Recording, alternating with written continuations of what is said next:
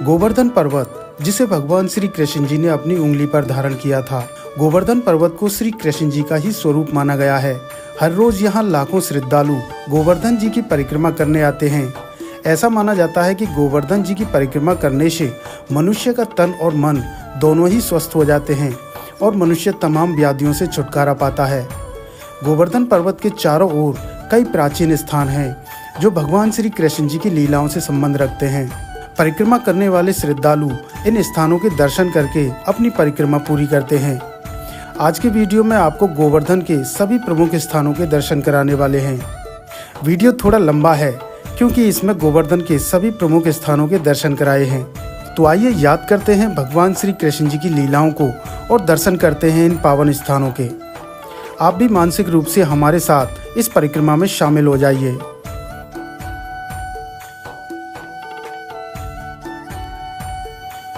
वैसे तो गोवर्धन जी की परिक्रमा कहीं से भी शुरू की जा सकती है, परंतु अधिकतर श्रद्धालु दान घाटी से अपनी परिक्रमा शुरू करते हैं। दान घाटी वह स्थान है जहां श्री कृष्ण जी ने गोपियों से माखन का दान लिया था, जब वे माखन को कंस के यहाँ मथुरा ले जा रही थीं। परिक्रमा में यहाँ से लगभग 3 किलोमीटर चलने पर हम पहुँचते हैं आन्योर गांव।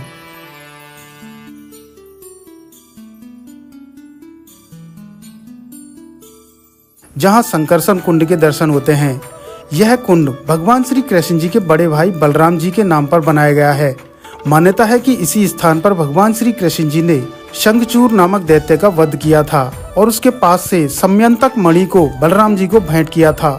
बलराम जी का जन्म माता यशोदा के गर्भ से माता रोहिणी के गर्भ में संकर्षण द्वारा हुआ था, इसलिए बलराम जी को संकर्षण भी कहा जाता है। उन्हीं के नाम पर इस कुंड का नाम संकर्षण कुंड है। संकर्षण कुंड से थोड़ा आगे चलने पर हम पहुंचते हैं उस स्थान पर जहां श्री कृष्ण जी और ब्रजवासियों ने गोवर्धन पर्वत का जलाभिषेक किया था। यही वो कुंड है जिसके जल से गोवर्धन जी का जलाभिषेक किया गया था। ऐसा माना जाता है कि जलाभिषेक के दौरान 7 नदियों, 7 समुद्रों और 7 आकाश गंगाओं का जल इस कुंड में एकत्रित किया गया था।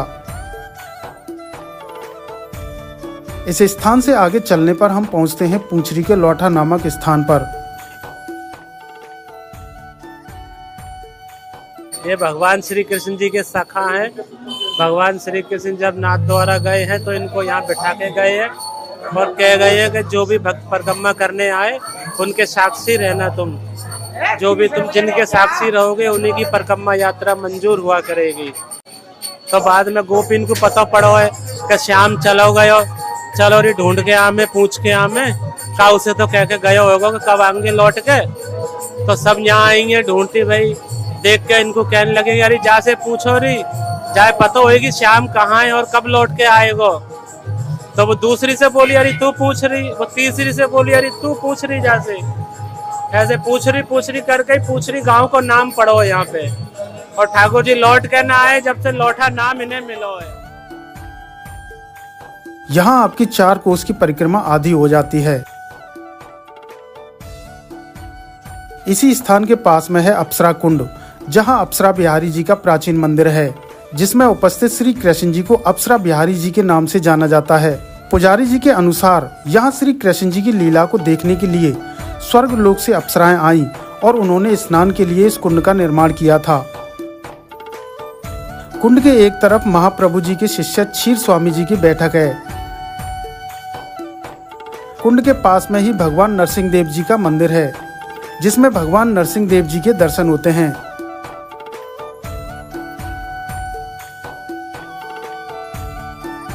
नरसिंह देव जी के मंदिर के पास में ही स्थित है श्रीनाथ जी का विशाल मंदिर। पूरे भारतवर्ष में श्रीनाथ जी के 2 ही मंदिर हैं, एक नाथद्वारा में और दूसरा गोवर्धन में। इस मंदिर में भगवान श्री कृष्ण जी के स्वरूप श्रीनाथ जी के दर्शन होते हैं। श्रीनाथ जी का प्राकट्य महाप्रभु जी वल्लभाचार्य जी के समक्ष गोवर्धन पर्वत पर हुआ था। इसके पश्चात महाप्रभु जी ने मंदिर का निर्माण करवाकर श्रीनाथ जी की सेवा शुरू की। लगभग 170 वर्ष पश्चात मुगल आक्रमण के दौरान श्रीनाथ जी को राजस्थान में उदयपुर से 50 किलोमीटर की दूरी पर स्थित नाथद्वारा में स्थानांतरित कर दिया गया। आज उन्हीं के प्रतिरूप विग्रह की सेवा गोवर्धन में स्थित इस मंदिर में की जाती है। मंदिर की समय सारणी आपके सामने है, इसी के अनुसार मंदिर के कार्यक्रम होते हैं।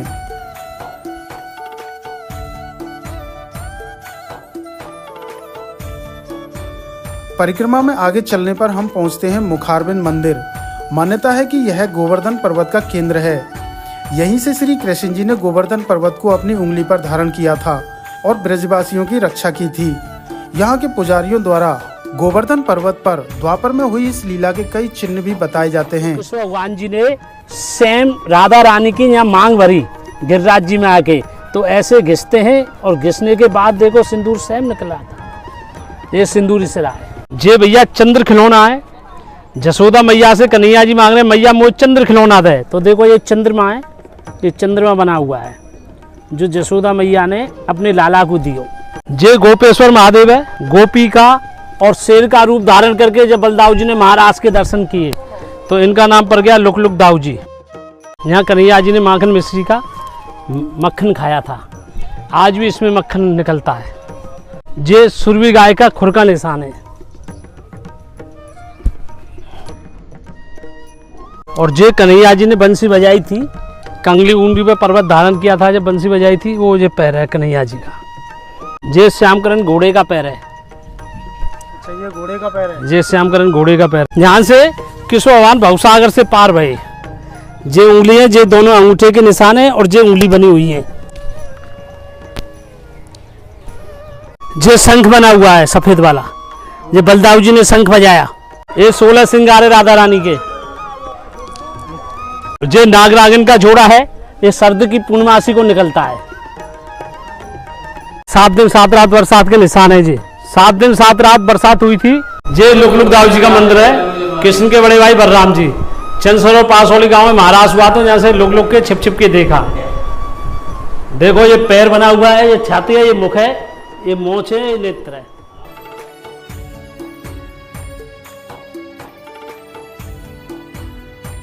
मंदिर से थोड़ी दूरी पर गोवर्धन की तलहटी में स्थित है सुरभि कुंड। श्री कृष्ण लीला के अनुसार इंद्र ने भगवान श्री कृष्ण जी से क्षमा मांगी। उसी समय इंद्र ने सुरभि गाय को श्री कृष्ण जी के लिए भेंट किया था। मान्यता है कि स्वर्गलोक से सुरभि गाय का प्रथम आगमन इसी स्थान पर हुआ था, इसलिए इसे सुरभि कुंड के नाम से जाना जाता है।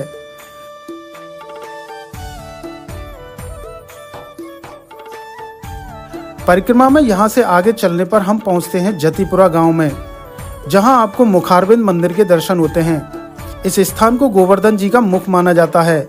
यहीं गोवर्धन जी को दूध दही का भोग लगाया जाता है। गिरिराज जी में 9 शिलाएं, ये सुंदर शिला है, तो यहाँ भगवान का श्रृंगार रखाया जाता है। सुंदर शिला है और दूसरा इनका जो मुख है वो ठाकुर जी का, गिरिराज जी का जो मेन सेंटर है वो यही है। और सामने महापुरुष जी वल्लभाचार्य जी की बैठक है, इन्हीं के द्वारा रचाया गया था पुष्टि मार्ग की सेवा।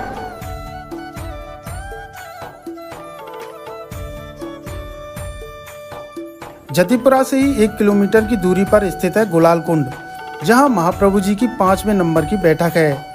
मान्यता है कि इस कुंड का निर्माण स्वयं श्री कृष्ण जी ने राधा रानी और सखियों से होली खेलने के लिए किया था।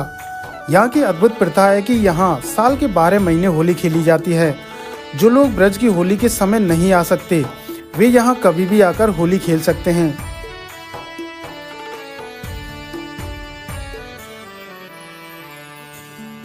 परिक्रमा मार्ग में मुखारबिंद से थोड़ा आगे चलने पर हम पहुंचते हैं गोवर्धन जी पर स्थित श्रीनाथ जी के मंदिर के समीप।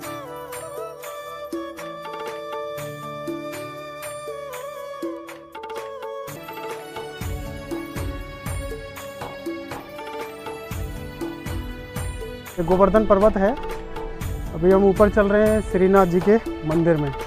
यहाँ के देखिए ये पत्थर जो है बिल्कुल भी नुकीले नहीं है, आपके पैरों में चुभेंगे नहीं।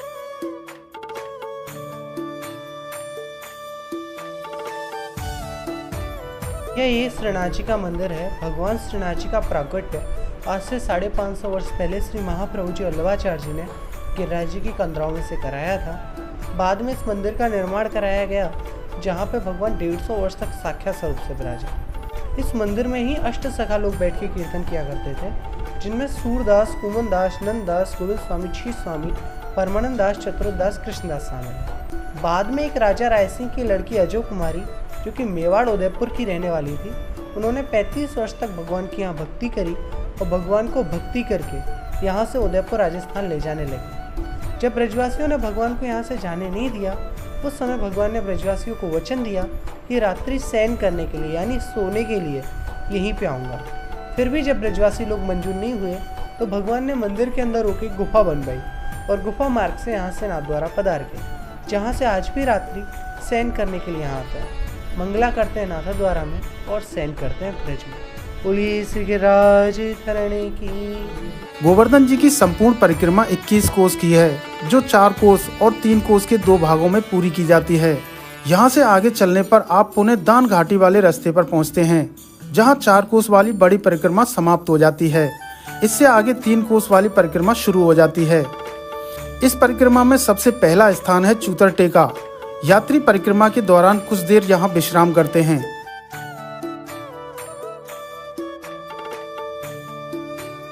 यहाँ से आगे चलने पर आप पहुँचते हैं उद्धव कुंड। ये वही स्थान है जहाँ उद्धव जी ने श्री कृष्ण जी की 16,108 पटरानियों को सत्संग सुनाया था। प्राचीन ग्रंथों के अनुसार जब श्री कृष्ण जी भूलोक छोड़कर वैकुंठ चले गए, तब श्री कृष्ण जी की पटरानियां व्याकुल थीं। श्री कृष्ण जी की मौसी के लड़के उद्धव जी ज्ञानी होने के साथ साथ बहुत बड़े कृष्ण भक्त भी थे। यहाँ उद्धव जी ने 1 महीने तक कीर्तन किया और श्री कृष्ण जी की पटरानियों को सत्संग सुनाया, जिससे यहाँ भगवान श्री कृष्ण जी स्वयं प्रकट हुए और साक्षात दर्शन दिए। तब से यह कुंड उद्धव कुंड के नाम से जाना जाता है। इस कुंड पर केवल दिन के समय ही प्रवेश दिया जाता है। यहाँ से 2.5 किलोमीटर चलने पर आता है राधा कुंड।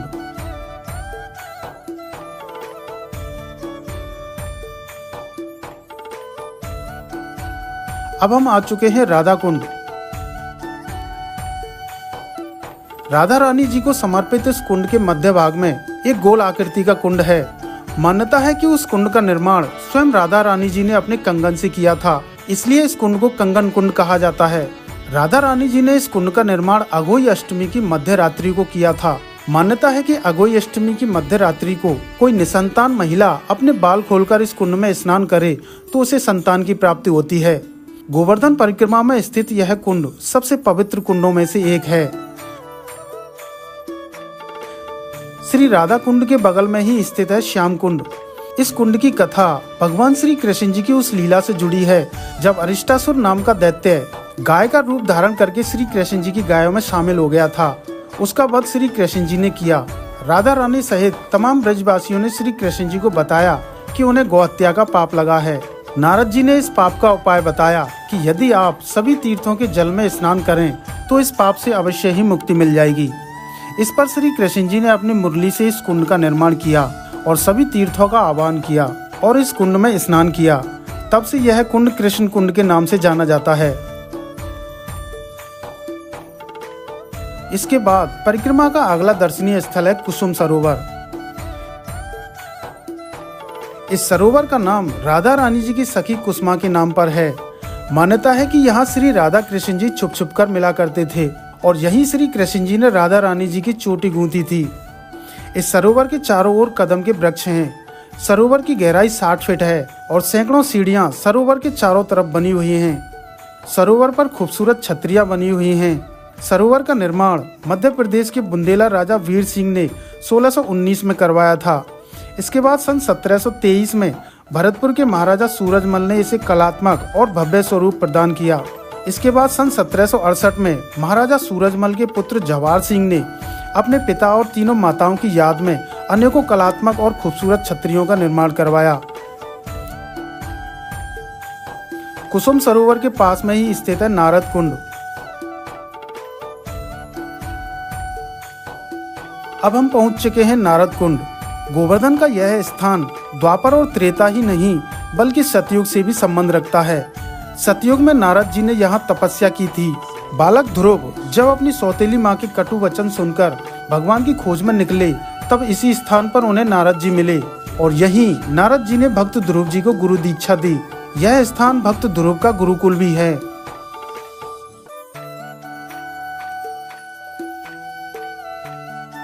परिक्रमा में आगे का स्थान है मानसी गंगा, जो गंगा माँ का ही स्वरूप है। मान्यता है कि भगवान श्री कृष्ण जी ने अपने माता पिता और ब्रजवासियों को गंगा स्नान कराने के लिए अपने मन की शक्ति से गंगा जी की इस धारा को प्रकट किया था। इसलिए इसे मानसी गंगा कहा जाता है। परिक्रमार्थी मानसी गंगा में स्नान करके तट पर स्थित गंगा जी के इस मंदिर में पूजा करते हैं।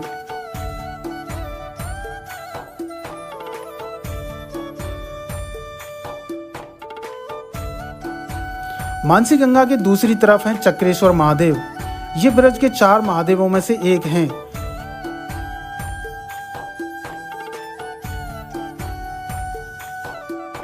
यहाँ एक ही स्थान पर ब्रज के 5 महादेवों के दर्शन होते हैं।